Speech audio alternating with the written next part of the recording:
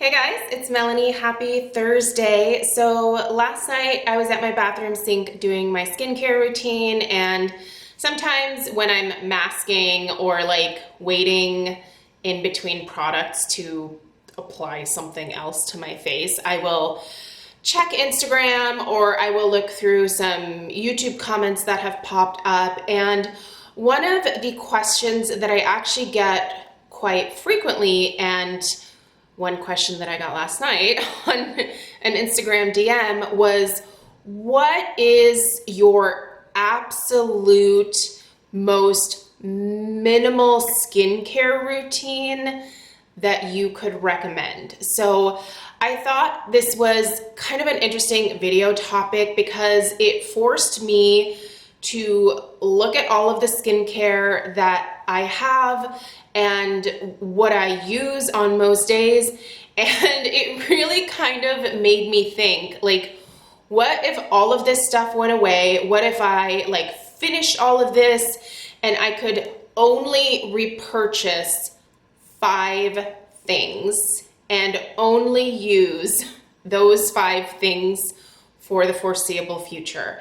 And that was actually really hard for me because one of the things that I kept running into was, well, what about night cream? Or what about this treatment product? Or what about that? Like, it was really hard, like truly, truly hard for me to only pick 5 things that I would need to maintain I feel like the progress that I've made so far with my skin. So I pulled those 5 products, and there's actually technically 6, and I'm just gonna kind of walk the struggle with you in this video so that you can see why it was so hard for me to pare this down, because I can tell you there are so many skincare products that I have come to rely on so heavily over the years that I have repurchased time and time again, or maybe I've only repurchased them a couple times, but they're just products that make such an impact on my skin that I cannot imagine being without them. So that's what this video is today. It is my attempt to show you what my most simplified skincare routine would be. Now, here's the honest truth. I would never just use these products unless it was like the most dire situation. Like, I love using skincare, and it just has made such an impact on me, especially being consistent with it. And that's just my biggest piece of advice to you. You know, I can show you all of this stuff and that's fine, but ultimately you have to find a skincare routine that works for you and your unique skin concerns, and you have to be consistent with it. That's the biggest thing. If you're not going to use these things morning and night, if you're not going to use them on a daily basis, 7 days a week, then they're not gonna make a difference for you, right? Or the progress will be much slower. You have to be consistent. And some of these things certainly aren't meant to be used every single day. So for example, like a Tretinoin, you probably would not necessarily want to use it every single day, but I feel like you know what I'm trying to say there. You have to be consistent with these products. So I'm gonna get started. And I made this even more challenging for myself because I actually included all of my different devices as well. So I looked through the skincare gadgets and devices that I have, and I had to include those in this simplified routine. So let's see what I chose. First thing, I will not be without my Clarisonic. I have loved this thing for years. I purchased my first Clarisonic back in 2011, and I have been using it religiously ever since. It is such an important part of my skincare routine. For those that are new, I'm 41, so I have aging concerns, but really my bigger concerns are that I have enlarged pores. I have extremely oily skin, and my enlarged pores make me prone to blackheads. So also obviously aging concerns, totally a thing. The one thing that I love about the Clarisonic, it helps to keep my pores so much cleaner than really any other device that I have used in the past. I do like the deep pore brush head. This also helps with exfoliation. So since I couldn't necessarily pick another type of physical exfoliator, there just wasn't room in my handful of products here. This is going to provide enough exfoliation for me to keep me content in terms of manual exfoliation. So the Clarisonic for me is a must. The cleanser that I chose, it was hard to also pick just one cleanser, but I knew I had to pick something that was both going to be good at removing my makeup and something that I could use around my eye area, because if I can only pick 5 products, then I'm not going to be able to toss in a cleansing balm in there. So what I chose, because I can use it around my eyes, I have in the past and it was always fine, the Paula's Choice Skin Balancing Oil Reducing Cleanser. So I actually had to dig this out of my yearly empties because currently I'm taking a break from this, but I always go back to it. You'll see this again in my skincare routine and my empties for sure. I think actually this product is on sale right now at the Paula's Choice website. I'll put links for everything down below so you'll know where to find this stuff. This is actually a fairly good price point for a cleanser here. And again, it removes all of my makeup. It works well with my Clarisonic, and I can use it around my eyes to get rid of the eye makeup. This is not ideal to use around your eyes, but if I absolutely had to, I could get away with it. So this doesn't really foam up like a traditional foaming cleanser, but it is kind of like a creamy foam, and it just works really well. It rinses really clean. It doesn't overly dry my skin out, and it's just one that I've used for a number of years and that I have come to love and depend on. Okay, after that, I was looking at my different treatment products, trying to figure out what was absolutely necessary. The first thing, it's niacinamide, you guys.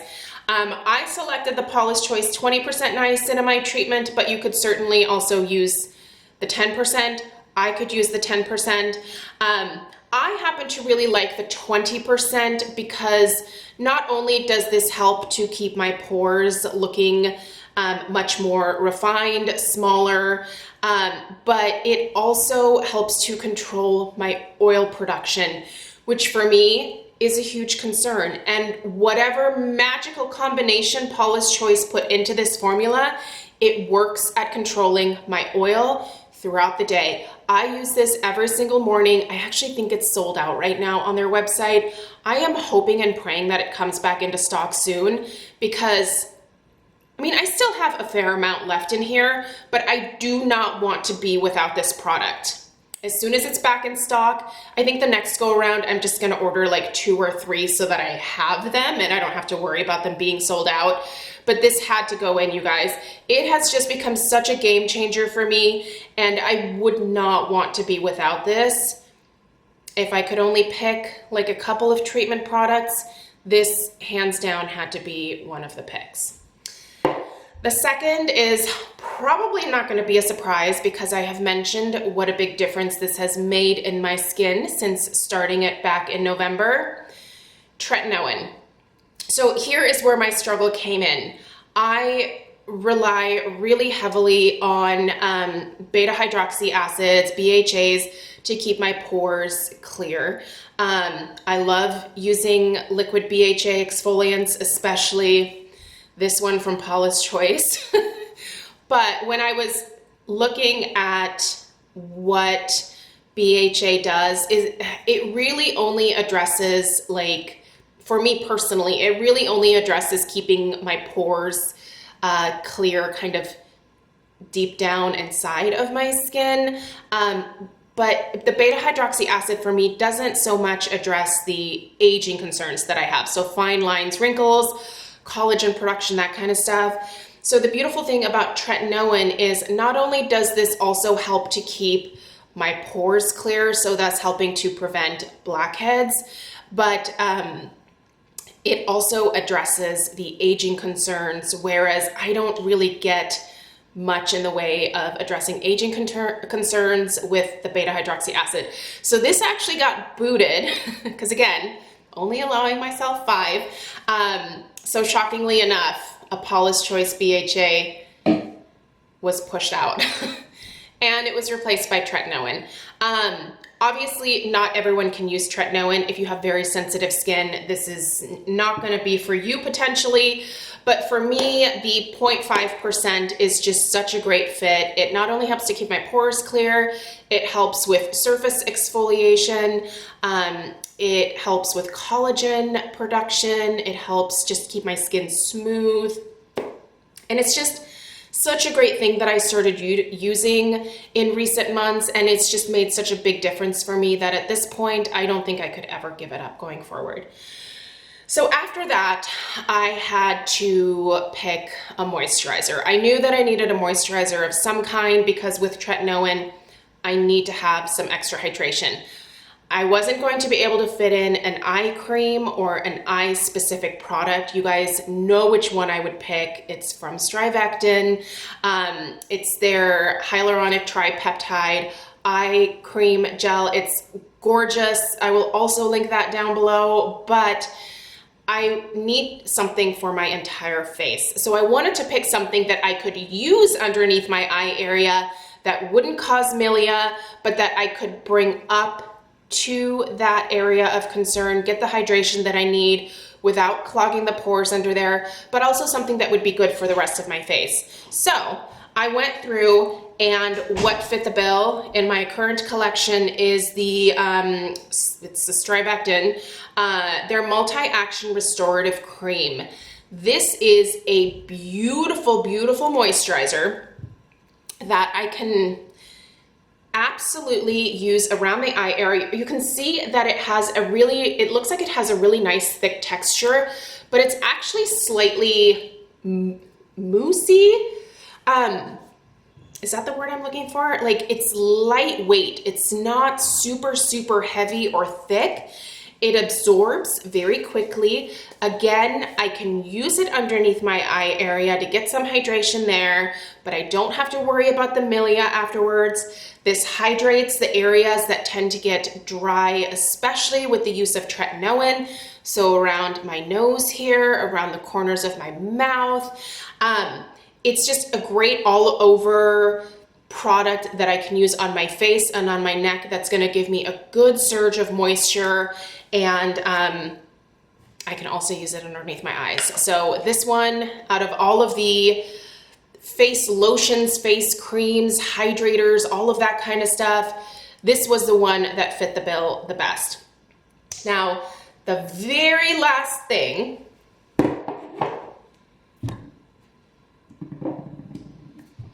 that I needed to put in here, and I just counted just to double check, I needed an SPF, so I'm cheating.